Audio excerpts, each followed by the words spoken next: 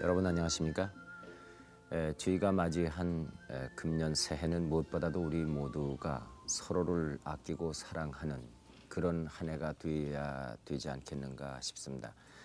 그래서 오늘은 40년이라는 긴 세월을 정신박약아라든가 고아라든가 미가마라든가 나 환자 이런 분들을 위해서 헌신으로만 일관된 생을 살아오신 교남 소망의 집의 조명진 원장님을 모시고 진실한 사랑이란 어떤 것인가, 남을 위해서 사랑을 쏟기란 어떤 어려움이 있는 것인가, 또 그렇게 사랑과 봉사로 살아오시면 어떤 보람을 느낄 수가 있는가, 우리 원장님의 경험을 통해서 저희들이 많은 것을 배우게 되지 않을까 싶어서요.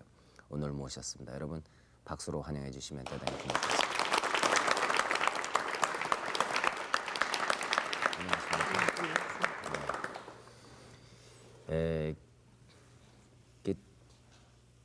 뒷전에서 숨어서 이러신다고 그러지만은 오래되니까 그렇게 안 되죠. 다 알려지고 또 여기저기서 자꾸 이렇게 나와서 말씀해 주십시오 하는 청도 많죠. 가끔요. 네. 여전히 그 봉사 활동을 하고 계신데요. 지금은 어디에서 하고 계시는지요? 화곡동에 소재하고 있는 교남 소망의 집에서 일하고 있어요. 네, 그곳은 어떤 곳입니까? 장애자 아동 중에서 정바가 그 파트인데요. 네. 부모가 없는 정신박약아들을 쉽게 말해서 정바가의 고아원이죠. 정박아들을 위해서는 어떤 일을 해야 됩니까? 그곳에서는 어떻게 하고 있습니까? 우선 우리 집 아이들은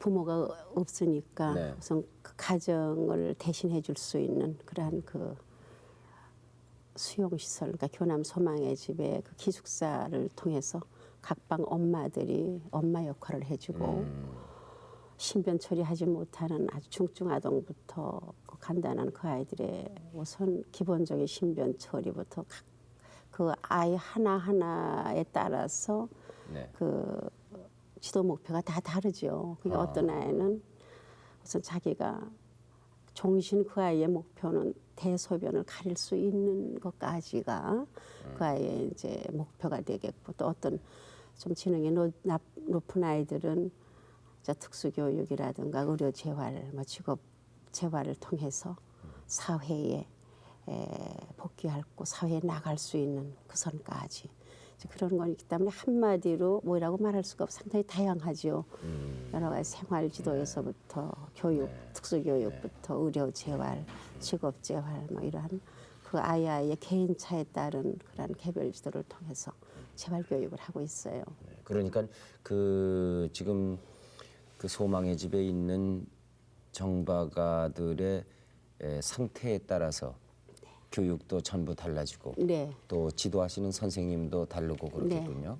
네. 그리고 목표도 완전히 그는 뭐 그 개인에 따라서 정해지는 것이고요. 네, 그게 이제 바람직한데요. 지금 현재 우리들이 가지고 있는 여건, 그러니까 선생님들이 좀 더 그렇게 개별 지도를 하려면은 좀 더 많은 선생님이 계셔야 되는데 접근하고 있지만은 실제적으로는 그렇게까지 이상적으로 못 되고, 그렇게 하려는 선생님은 몇 분이나 계십니까? 26분 계셔요. 네. 근데 그 원장님께서는 어떻게 해서 이렇게 자선과 봉사의 길을 걷게 되셨는지요?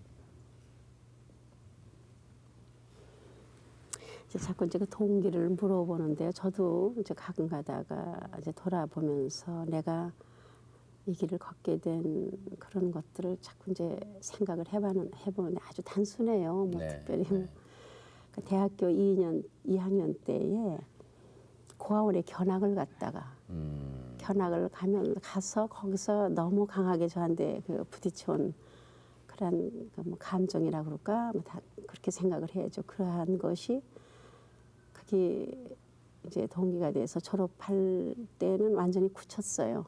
그거 하기로 방학 때 이제 그걸 인연으로 맺어서 여름방학 두 여름방학하고 한 겨울, 그러니까 3번의 방학 동안에 한 50일간씩이죠. 자원봉사 활동을 통해 가지고 정말 얘네들을 좀 필요로 하는 얘네들 좀 그 사랑에 굶주린 그 아이들을 위해서 좀 해야 되겠다라는 생각이 굳혀진 것 같아요. 그래서 네. 졸업 때는 뭐 완전히 그런 걸로 결정을 하고 네. 그다음에 나왔어요. 네. 근데 만약의 경우 그때 대학교 2학년 재학 중에 고아원이라는 곳을 그 견학을 가지 않았었더라고 그러면 오늘날이 없었을까요? 그런 것 같아. 저는 생각해 보니까 네. 만약에 그 기회가 주어지지 않았다 하면은 바꿔졌을 것 같아요. 전 그렇게 생각이 안 되는군요. 그럴까요? 네. 그런 경우가 없었다 할지라도 타고나신 성품이라든가 이 그대로 남을 돕지 않고는 못 사실 분 같은데요. 예를 들어서 그런 것이 있었다 할지라도 몇 년 해보고 또 그만둘 수도 있잖아요. 근데 40년이라는 세월을 일관되게 그렇게 봉사를 하셨다고 그러면은 그는 참 보통 일이 아니거든요. 그래도 동기가 부여졌기 때문에 그거에다가 또 원래 또 물론 저는 네, 그렇게 된 것 같아요. 네. 그러면은 그 당시에 대학을 다닐 정도의 그런 그 말하자면은 모자람이 없는 그런 데서 사실 때에 그 고아들을 보고 강한 인상을 받았다는 것은 자신의 위치가 유복하다고 생각해서입니까? 아니면은 우선 처음 봤죠. 고아들이 이 세상에 있는 줄도 사실 몰랐죠. 전혀 네. 어려운 사람이 있었던 거에 대한 물론 그 환경 탓도 되지만 몰랐다가 너무 갑자기 일시에 그 많은 아이들이 태능이에요. 중앙유아원이라고 국립인데 일반 정상아동들인데 이제 학생들이 이제 쭉 버스로 가가지고는 이제 쭉 내려가지고 우리 부군 가지고 뭐 우리 나름대로 뭐 한다고 이제 그렇게 하긴 하는데. 그냥 모든 아이들이 모여들어 가지고는 서로 점령을 하려고 서로 차지하려고 뭐 이 손가락가락마다 다 열 아이가 매달 서로 이제 그 갖고 싶어 이제 이렇게 소유하고 싶어서 그냥 그런 사람이 그리우니까. 그리워서 아주 너무 제가 보기에는 그때 사랑에 굶주린 그것을 봤었어요. 그러니까 그렇던 그러한 것이 아니었었나 이렇게 생각이 들어요. 네. 네. 본격적으로 그러면은 이 일에 투신하신 것은 언제입니까? 그러니까 49년부터예요. 네, 그러면 대학을 졸업하시면서입니까? 그렇죠. 그때는 9월 달이 신학기가 되고 7월 달이 졸업이었었어요. 네. 그러니까 이제 저희들이 이제 그 학점을 다 따놓게 되면은 학교를 안 나가도 되니까 네. 49년 정월부터 쭉 이제 졸업할 때까지. 어디에 제일 처음에 가셨습니까? 그러면? 그때가 우리나라에서 처음으로 시작한 국립학심학원이라고 이문영 원장님이 이제 보사부에서 48년도에 처음 겨울에 그러한 국립으로서 그 정박아 사업을 처음 시작해가지고 양평동에 미군 그 콘센트 하우스인가 이제 그거를 몇 개 빌려다가 시작하는 초창기 그때 같이 그냥 제가 같이 했어요. 그러면은 제일 처음에. 고아원에서 하신 게 아니고 거기 계셨던 그 원장님이 근로로 그 정박을 세워하면서 맡기니까 그분이 가셨기 때문에 제가 그냥 같이 역시 그 정신 박약의 어린이들도 고아입니까? 아니죠. 그때는 그렇죠. 고아죠. 네, 고아고. 예. 네. 그때 처음 가서 막상 그 일에 부딪히고 보니까는 고아원에 그 방문을 했을 때하고 어떻게 틀리던가요? 글쎄요. 그거 하여튼 그 우선은 자원한 거기 때문에 네. 일반적인 그 고아 정상적인 고아하고는 상당히 즐거웠어요. 그 아이들은 정상적이기 때문에 네, 서로 네, 이제 네, 그 그렇겠죠. 교감이 네. 이제 서로 사랑하 네. 서로 가슴과 가슴과 마음이 통하기 때문에 아주 정말 짙은 사랑 속에서 있었고 그리고 제가 거기서 나오면서 각심학으로 옮길 때 무척 많이 울고 그냥 그런 문제도 많이 있었지만은 이왕 시작하려고 그러고 처음 시작하는 거기 때문에 각심학원에 와가지고는 참 제가 몸이 견딜 수가 없어가지고 아까 말한 거 7개월 만에 제가 도중 하차를 했어요. 너무 힘들어가지고는. 네. 왜냐하면 우리 선생님도 그런 분이 계시지만은 마음은 있지만은 우리 그 정박아들이 우리에게 정말 그 도와주는 그것이 한계가 없어요. 인간 한계를 넘어서는 그러한 돌봐주는 거야 되기 때문에 그때는 너무너무 시설이 나쁘기 때문에요. 그냥 상수도 시설도 안 돼 있었고 물 문제가 가장 얘네들한테는 대소변을 가리지 못하기 때문에 필요했는데 그러한 거 또 오줌똥 싸게 되면 그 뭔가 온수 문제도 안 되니까 바깥에 하한 데다가 솥을 걸어서 나무로 불을 떼가지고 물을 떠다가 퍼다가 그러한 그 동작 뭐 등등 요새 하는 사람들은 아마 상상이 안 갈 것 같아요. 그렇겠죠. 49년대, 50년대 무척 처음 시작하는 그 사업들이 나쁜 역경 속에서 힘들었어요. 물론 사람이라는 거는 환경에 적응하게 되기 때문에 그런 경우를 당하면은 누구나 또 할 수 있다고도 생각이 됩니다마는 그러나 제 입장에서 냉정하게 생각하면 하루도 못할 것 같은데요. 예. 근데 그런 어려운 일을 그 대학을 졸업한 처녀의 몸으로서 가서 하겠다고 그럴 때 집에서 부모님들은 뭐라고 그러시던가요? 많은 반대가 있었을 것 같은데요. 학교 그래도 계집아이를 대학교까지 보낼 때는 기대가 있었는데 그냥 고아원에 가서 자꾸 그러고 있으니까 어머니는 아주 무척 실망하고 반대하고 와서 아이들 그 목욕시켜주고 그런 거 보고 아주 정말 너무 기절초풍하다시피 해가지고 데려가려고 무척 했었어요. 근데 그럼 7개월 만에 스스로가 견디질 못해서 건강이 그만두셨습니까? 나빠가지고 도저히 이 체력이 감당할 수가 없기 때문에 제가 이제 7월달 졸업인데 그 지도교수한테 미스 하워드라는 이제 지도교수인데 가서 제가 얘기를 했더니 안 된다고 우선 건강에 그만두라고 그러대요. 그렇게 아무리 하더라도 하지 말라고. 그래서는 제가 그만뒀어요. 네, 그 그만두신 후에 계속 그냥 그만두신 걸로 끝났으면 오늘날이 있을 수 없었겠는데 네. 언제 또 다시 그러면은 그리고 제가 조금 건강 회복한 다음에 다시 각심원으로 가셨습니까? 각심학원이 아니고 이제 보사부 측 제가 그러니까 그것이 네. 국립이니까 보사부 측에서 그 시설계 오재경 씨가 그 시설 과장으로 계셨을 때예요. 하상락 교수가 계장으로 계셨을 때인데 그 제가 이제 보사부를 통해서 각심학원은 우선 제가 제 한계를 아니까 어떻게 하고 다른 데를 가겠다니까 그럼 목포 가마원에 가라고 거기가 좋다고 그쪽에 가서 그렇게 일하고 싶으면 가서 거기 가서 또 일하라고 그래서 제가 또 목포에서 배로 한 30분 그 똥똥똥똥 배를 타고 한 30분 가면은 고하도라는 섬이 있는데 거기에 국립 목포 가마원이 있었어요. 거기는 어떤 시설입니까? 거기는 저게 소년원에 소년원까지는 가지 않아도 되는 그러한 그 범죄 소년들을 섬에다 가다 놔가지고 감화시켜가지고 감화원이죠. 감화를 시켜가지고서는 이제 순화시키고. 그러니까 요즘 얘기로 하면 비행 청소년들.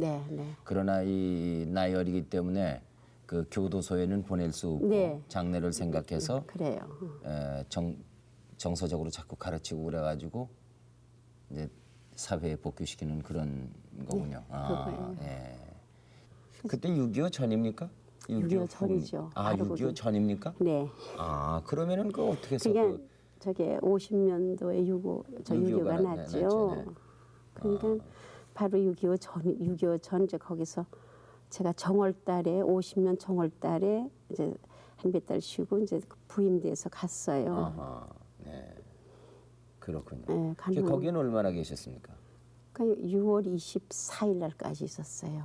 6.25 바로 그 24일 날까지. 6월 25일 날 그 6.25가 터지고 그리고 9월 28일 날 이제 우리 국군이 서울을 다시 탈환했는데 그 동안에는 어디 계셨습니까? 적치하에 있었습니까? 아니면 피난 가셨습니까? 서울시에 있었죠. 서울시에 있었는데요. 지금 제 남편 나중에 결혼할 남편 되는 사람이 쭉 하여튼 한 4, 5년을 이제 결혼을 하려고 이렇게 쭉 다녔어요. 그러면서 우리 집에 자주 이렇게 다니면서 동네 사람들에게도 뭐 이제 선물 같은 거는 뭐 과자 같은 거 사가지고 가면 누구냐 그러면 아마 저를 대고 사위라고 저는 결혼할 생각 저는 안 했었어요. 근데 사위라고 그러고 그러니까 잠입장에 그때 유교가 터지고 그 양반이 갖다 놓은 그 그냥 이렇게 캐비넷도 우리 집에 이렇게 맡겨놓고 집이 전라도예요. 그 사람의 집이. 그러니까 객지고 이제 우리 어머니가 워낙 또 젊은 사람을 좋아하니까 이렇게 딸고 그냥 그래가지고 본의 아니게 우리가 군인 가정, 그러니까 그때 그 사람이 소령이었었으니까 그러한 소령의 가족것이 돼가지고 아주 무척 어려웠어요. 그때 이제 우리 남동생도 납치를 당해가고 저도 숨었는데 할 수 없어. 그때 지금 서린동, 그러니까 무교동 근처에 후생관이라고 하나 있었어요. 목사님이 하던 그 영화원이 있는데 천상 역시 거기에 찾아갔어요. 집에 있을 수가 없어 숨어서 거기 가서 그 영아들과 그 고아원에서 숨어서 제가 지냈어요. 그럼 결혼은 언제 하셨습니까? 그분과 결혼했습니까? 그렇죠. 그리고 이제 구입할 되고 그랬는데 그러고 나니까 모든 인생관 집에서도 그렇고 그렇대요. 저게 뭐 이제 전쟁이 일어나고 언제 끝날는지도 모르고 뭐 이렇게 결혼 또 쭉 계속해서 하자 그랬고 그랬으니까는 결혼하도록 해야 된다. 네. 그래서는 그때 50년도에 그냥 피난 저희가 경주로 그다음에는 제2차는 있을 수가 없으니까요. 이제 도저히 거기 있을 수가 없기 때문에 2차 후퇴 때에 경주로 저희들이 피난 갔었어요. 그래서 경주에서 있다가 이제 대전으로 그 아버지를 따라가지고서는 와가지고 이제 그것이 결혼식도 사실 뭐 올 집안끼리 모여가지고 했지 결혼식도 전쟁터에 옮기지도 않고 그렇게 해서 이제 제가 결혼 생활 시작했죠. 결혼 후에도 그럼 계속해서 그 봉사활동 하셨습니까? 결혼해가지고는 이제 한 이상하게 첫 아이 낳자마자요. 첫 아이를 52년 11월 25일 52년도에 첫 아이를 낳았는데 걔가 낳자마자 아빠가 전방에 있으니까 오질 못하고 100일 때에 왔는데 처음 만났는데 눈동자가 이상해요.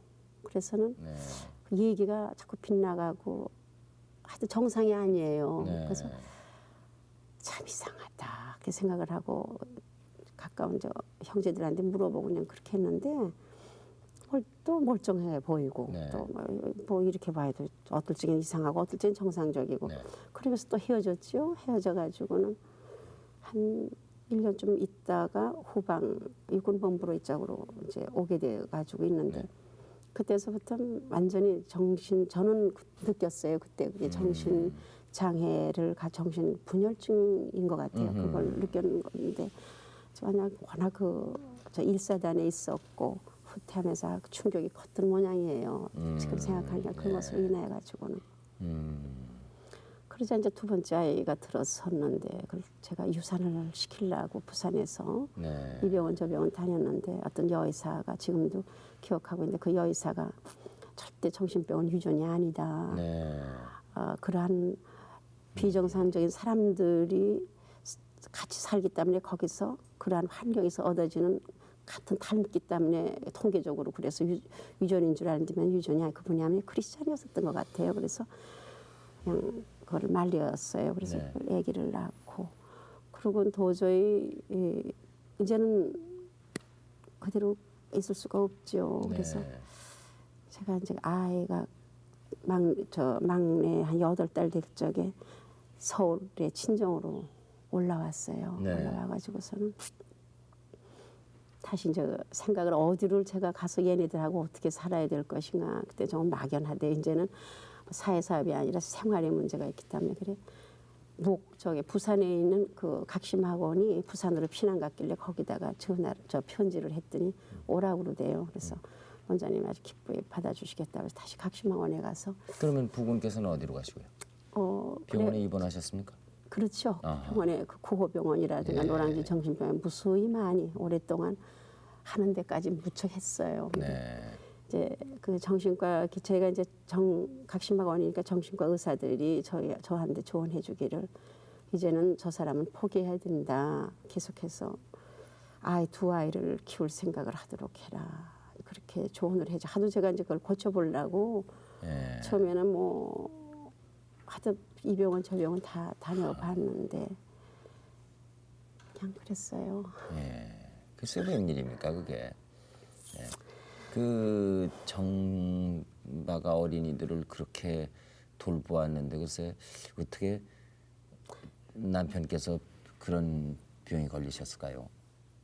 예, 그 양쪽으로 그러니까 이제 집 안과 바깥에 나가서 전부 그런 그 남을 간호하는 일만 계속해서 하셨을 그러니까 테니. 이제 그게는 저 각심학원 내 같은 가족끼리기 때문에 그 원장님도 다 내 문제 내 아픔 같이 해결을 하려고 울타리 안에서 살았는데 같이요.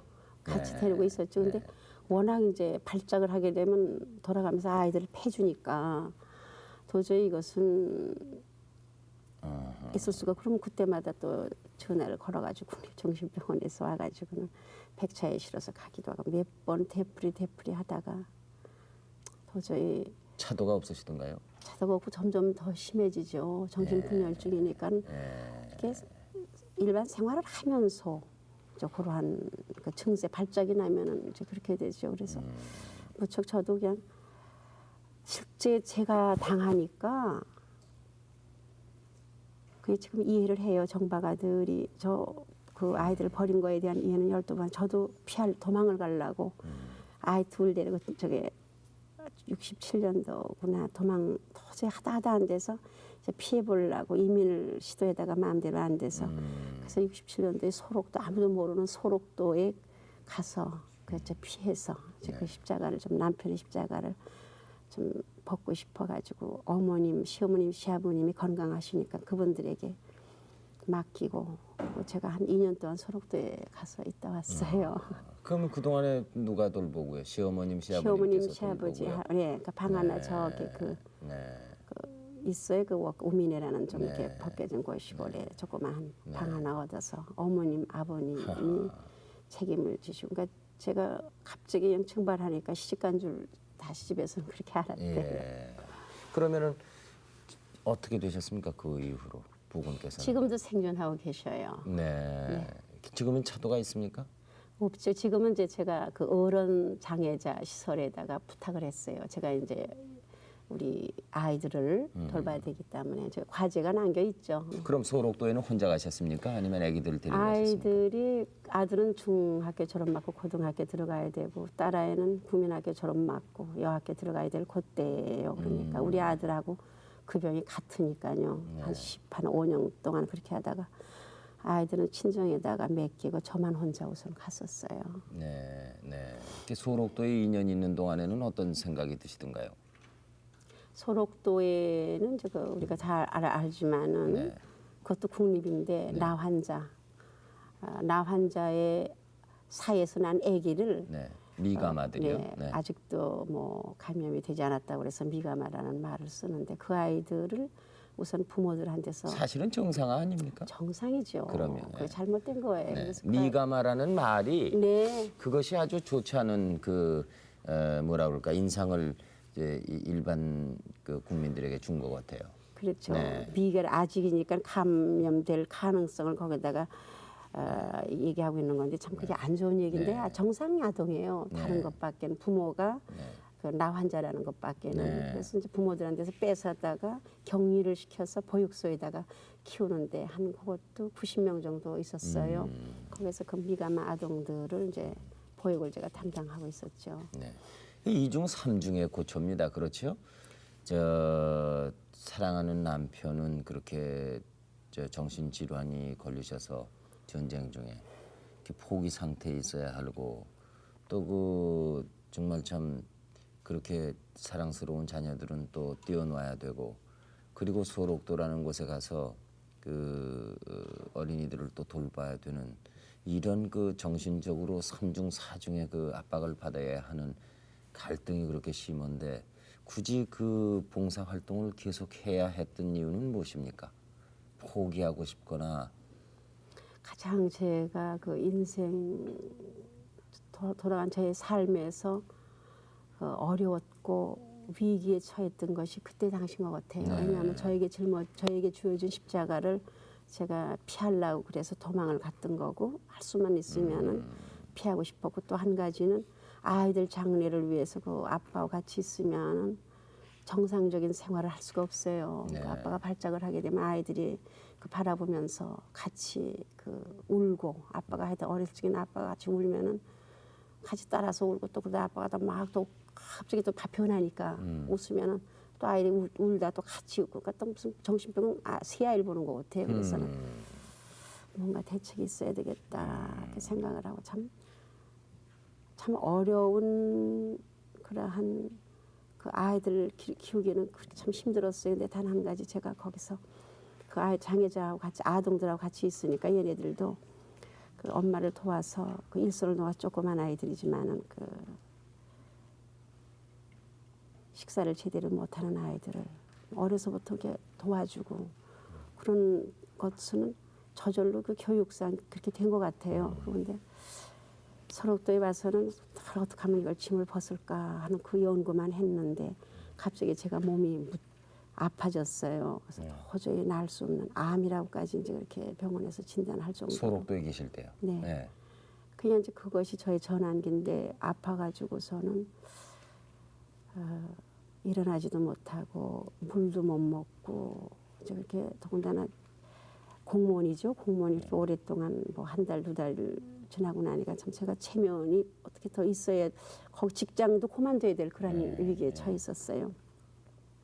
그때 마치 그 교회에 그 소록도 교회에 부흥회가 있었는데 그 나환자들이 그때 몇천 여러 한 7개 마을 정도가 이렇게 흩어져 살다가 주안교회라는 데서 모여서 부흥회를 하는데 제가 거기 이제 검부럭질에도 이렇게 붙잡는 그 심정으로 그 부흥회를 찾아가 가지고 가면서 거기서 그 문드러지고 썩어 다 이렇게 다 마디마디 문드러지고 다 떨어져서 뻥 뚫리고 이 뭐 사람 몰골이 아닌 그들이 거기서 하나님 앞에 찬양을 하며 정말 기쁨으로 그 평화스럽게 뭐 손도 다 없으니까 오막손이니까 이러고 하면서 그 얼굴이 너무너무나 하여튼 평화스러웠어요. 그래서 저는 거기서 저를 많이 생각했죠. 뭐가 저들을 저렇게 정말 하나님을 저주를 하고 원망을 해야 될 저 입장에서 무엇이 저렇게 저 사람들을 저렇게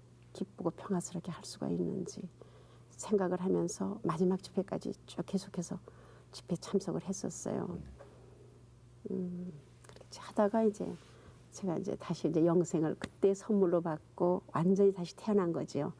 그래서 문제 해결이 그때서부터 돼가지고 그 피할려던 십자가 모든 거 다 그래서 하나님 앞에 감사하며 다 받기로 하고 오늘까지 이제는 그런 생각은 일절 없고 모든 생활이 완전히 감사로 바뀌었습니다. 네. 그 2년 있다 소록도에서 떠날 때는 많은 그 마음의 안정을 얻어서 떠나실 수 있었겠군요. 그렇죠. 몸은 네. 아직 건강이 회복이 되지 않았지만은 네. 그 영적으로는 정말 성령이 충만하고 기쁨이 충만하기 때문에 이제는 나는 돌아가서 내 책임을 해야 되겠다. 버려져 있는 아들, 또 남편 문제 이런 것을 해결해야 되겠다. 그때 완전히 신앙으로서 네. 제2의 인생을 그렇죠. 네. 그러니까 저는 한 20년 전에 다시 태어났다고 봐도 되죠. 예, 예.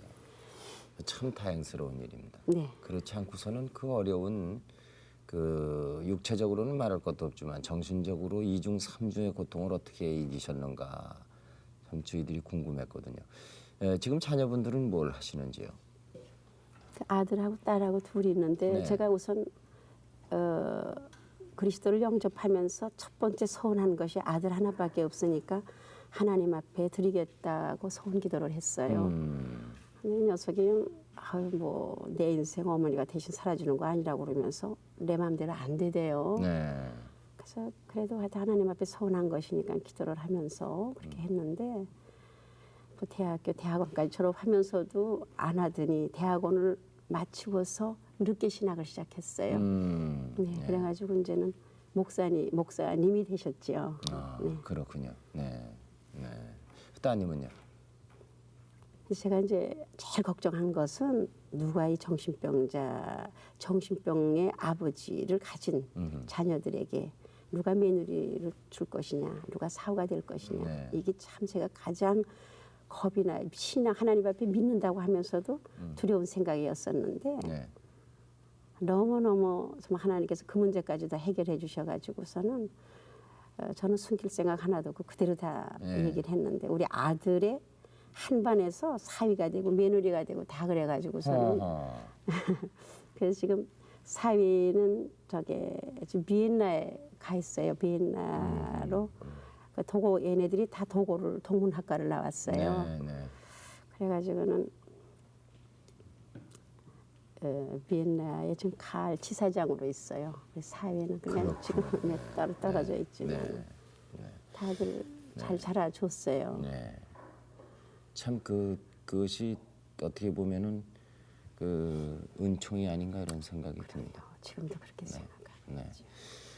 특히 어떤 점이 지금 생각해 보면 제일 어려웠던가요? 저는 천부가 어려운 일생을 사신 분 같지만은 본인이 생각하시기에는요.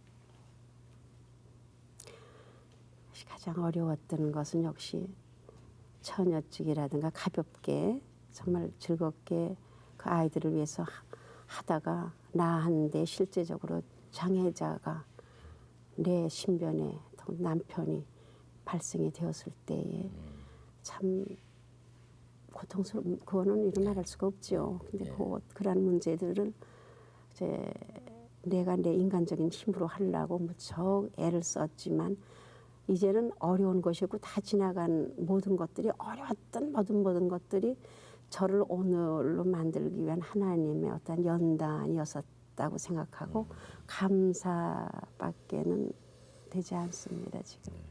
보통 사람으로는 이해하기도 어려운 그런 일생이신 것 같습니다. 근데 지금 계신 교남 소망의 집은 언제부터 시작을 하셔서 몇 년이 되셨는지요? 이제 교남 소망의 집은 소록도에서 있으면서 서울로 올라올 때 그렇게 계기가 또 하나님께서 마련해 주셔요. 그래서 제가 공무원 사표를 내고 이제 올라오려고 그랬는데 지금 그 교남재단에서 일꾼을 그걸 활성화시키고 싶어서 당 보사부의 그 부녀국장 되신 분에게 이제 사람을 구해달라고 그랬더니 제가 추천이 돼서 그 자격 조건이 반드시 크리스찬이어야 된다, 신실한 믿는 사람이어야 된다 그랬기 때문에 제가 합격이 됐죠. 예수 믿자마자 아니면 못 올 뻔했는데 그래 교남재단이 와가지고 처음에는 교남회관이라고 그래서 그 무단 가출하는 그 소녀들 그런 사람 그 아이들을 이제 역에서 정말 다 붙잡아다가 갖다 집어여주면 저희들이 선도하는 그러한 그 불우한 부녀자 보호 사업을 했는데 차차 이제 사회가 안정이 되고 각 공단에서 그 일손이 부족하니까는 우리들이 안 하더라도 부녀보호 사업은 또는 청소년들의 문제들은 걔네들을 기술 가르쳐주는 모든 문제들을 구로공단이나 또 다른 공단에다 맡기기로 하고 82년도에 가장 어려운 사업을 저희들이 이제 찾던 중 장애자 사업 중에서 정박을 하자 해가지고 사업을 변경을 해가지고 이제 지금 교남 소망의 집을 하고 있죠. 근데 잘 뭐라 그럴까 사고가 불가능한 경우에 어린이들이 이렇게 난폭해지거나 그럴 때는 없습니까? 제가 그래서 얘네들은 시한폭탄이라고 제가 이제 우스갯소리를 부르는데 언제 터질런지도 모르는 시한폭탄은 시간이나 알겠지만 늘 항상 그러한 폭탄을 안고 있는 그러한 기분이에요. 사고가 너무 빈발해서 엄마들에게 사실 제가 엄격하게 그 아이들을 지키는 거에서는 참 엄마들이 부담 가는 정도로 엄격하게 하고 있는데 눈을 늘 아이들을 쫓고 있어라.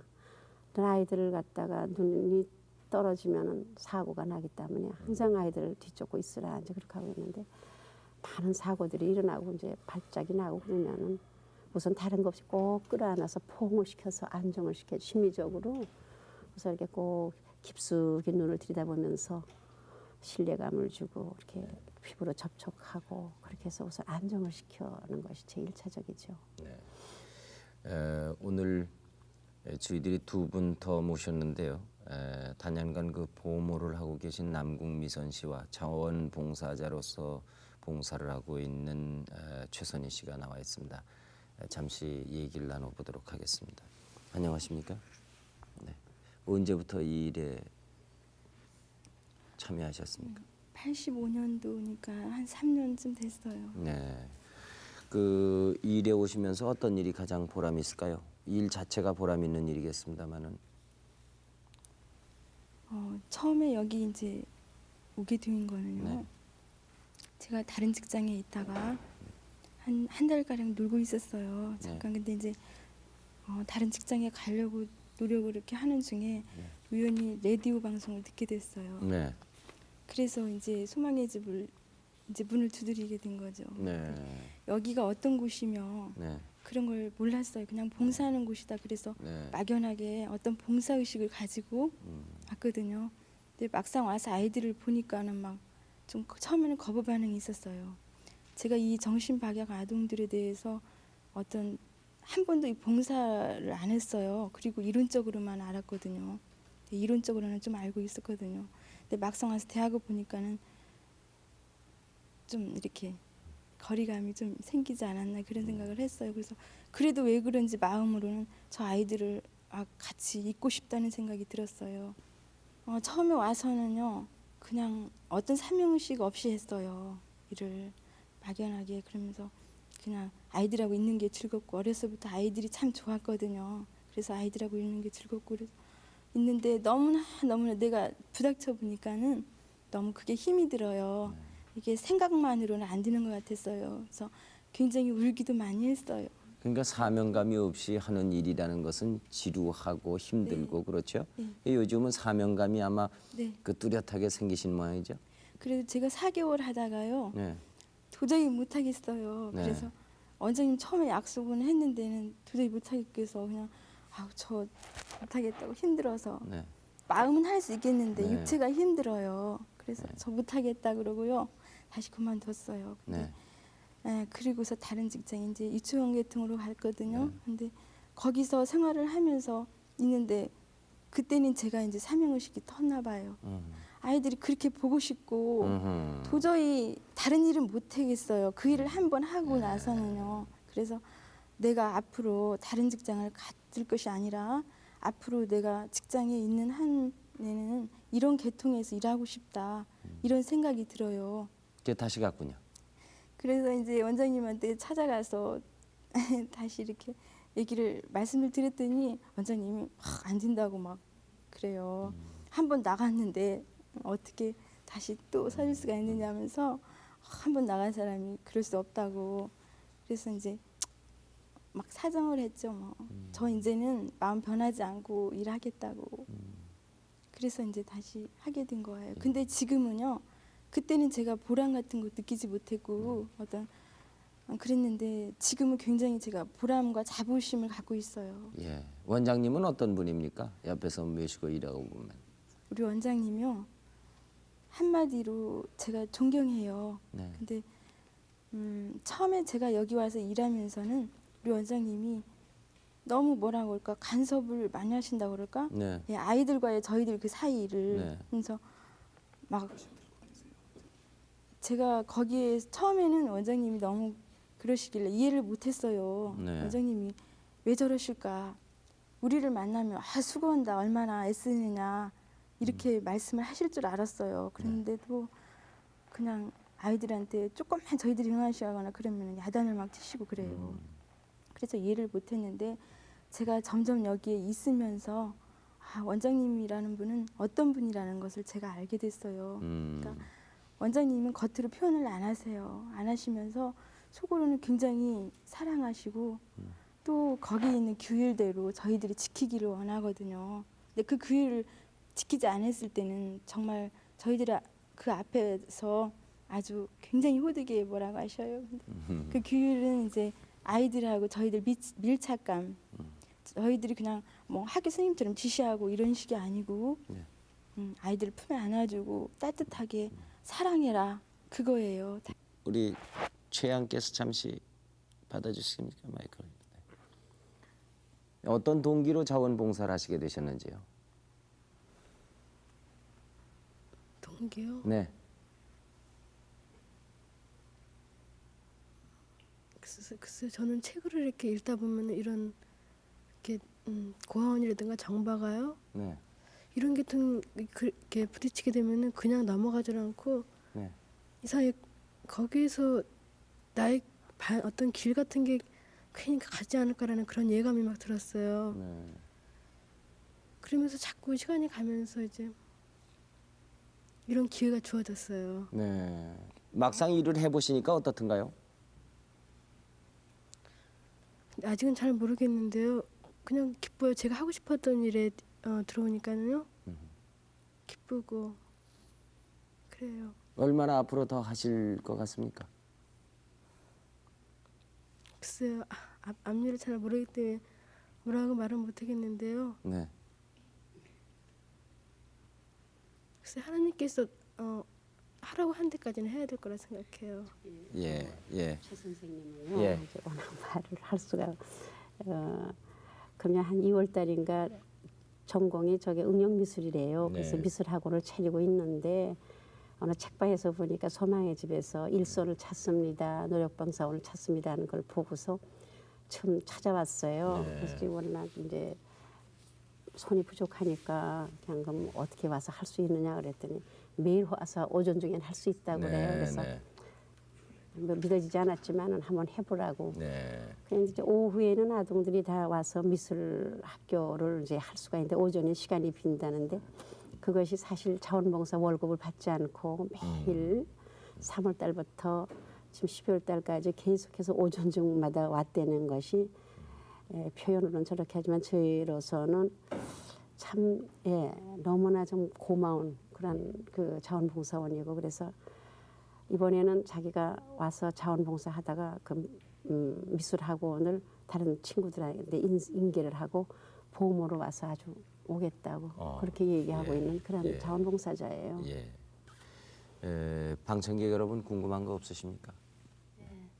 지난 40년간 진짜 힘들고 어려운 봉사의 길을 쭉 걸어오셨는데요. 그 어려움 속에서도 기쁘고 보람된 일이 있으면 좀 말씀해 주세요.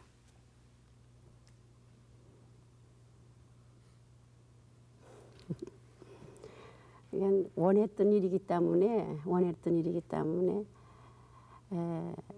사실 지금 돌이켜 보면 지금 젊은 선생님들 우리 남궁 선생님이 엄하다고 그러지만은 우리가 자라올 때는 너무 외정 시대에 자랐고 그래서 상당히 그런 어떤 육체적인 노동 같은 것들 막 근로 정신들이 강하고 책임감이 강하는데 요새 젊은 사람들은 좀 허약해요 그것이. 그래서 우리가 요구하는 수준을 이제 낮춰야 되겠고 그렇지만은 한 번도 저는 이 일이 힘들다고 사실은 생각해 보지는 않았어요. 그게 아마 타고난 무슨 뭔가 그게 생각이 들어요. 네, 한 번도 그러시겠죠. 후회라든가 이 일이 아우 힘들다 지겹다라고 생각은 안 해보고 단 남편이 됐을 때에 좀 흔들렸어요. 제가 많이 흔들렸지만 하나님께서 그렇게 또 그런 방면으로 저를 세워주시대요. 네. 또 딴 사람 누구 없을까요? 남을 위해서 참으로 열심히 살아가시는데요. 저 존경하고요. 제가 궁금한 건요. 이 정박아들이 사이에서 스스로 자립할 수 있는 교육적인 방안은 없는 것인지 있다면 좀 소개 좀 해주시겠어요? 네. 이제 그것이 그 아이의 그 능력에 따라서 정도에 따라서는지만 아까도 정말 그 보호급 IQ가 낮은 아동은 힘들어요. 그건 계속해서 돌봐줘야 되고 남의 도움의 손길이 필요하지만은 교육하는 급 이상 아동은 정말 여러분들이 건강한 사람들이 도와주시면은 이해하고 받아주시고 그러면 건강한 분과 함께 같이 살 수가 있어요. 그래서 네. 그것을 위해서 이렇게 우리들이 이제 장애자 재활 시설 같은 거 전문 시설 만들고 계속해서 이렇게 애쓰고 있습니다. 이 일은 언제까지 계속 하십니까?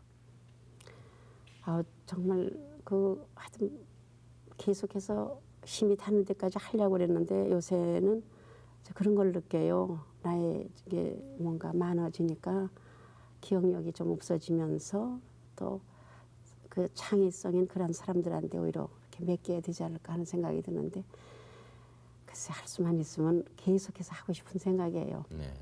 아무쪼록 그 새해 들어서 늘 우리가 신년 소망이라든가 희망을 얘기하고 그렇게 되기를 빌고 합니다마는 특히 금년 새해는 우리 모두가 서로 이해하고 사랑하는 그것이 말뿐이 아니고 무언가 실천을 하는 그리고 서로 믿는 뭐 그런 것이 가장 절실한 때가 아닌가 싶어요. 네.